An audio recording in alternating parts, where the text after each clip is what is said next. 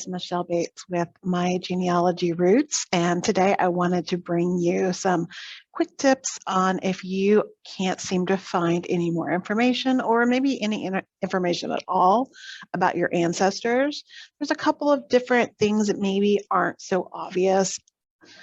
Census records, of course, are going to be something that you're going to look for. Marriage, death certificates, birth certificates, those type of records. If you can't find what you're looking for or find enough information, think about a few other things. One, city directories. City directories are a plethora of information. They usually provide their location, and you can see other relatives in the city directory, perhaps with the same last name, and see where they live if they're living in the same household. And then sometimes we'll also give you their occupation and maybe the location of where they were living. So I know that when I found my grandmother in a 1942 directory in Ohio, it told me that she was a waitress and also that she worked at the YMCA, and which is something that my dad didn't even know about her. So that was good information that I found.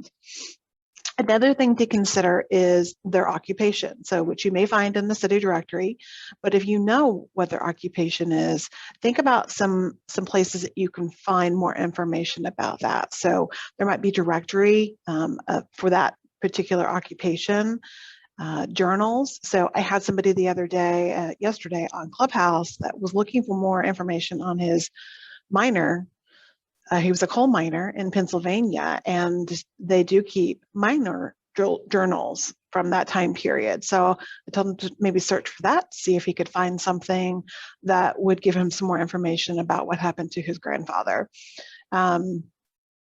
So, think about the area that they were in and what type of documents might be available for the occupation.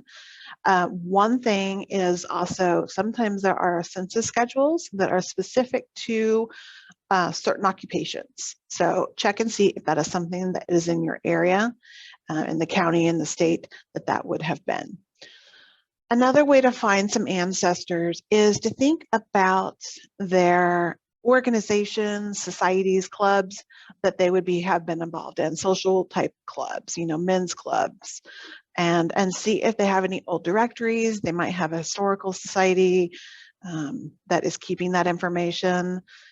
See if they might have been involved. If you know what area that they would have been in the time frame, you might to see if you can find anything. Membership books from any of those organizations, of course, and photos. They might have old photos that you have never seen of your ancestor. Consider that. Another thing is to make sure that you're looking at not just them, but looking at their siblings. So you can find a lot of information about the family and the ancestor that you're looking for by looking at their brothers and sisters.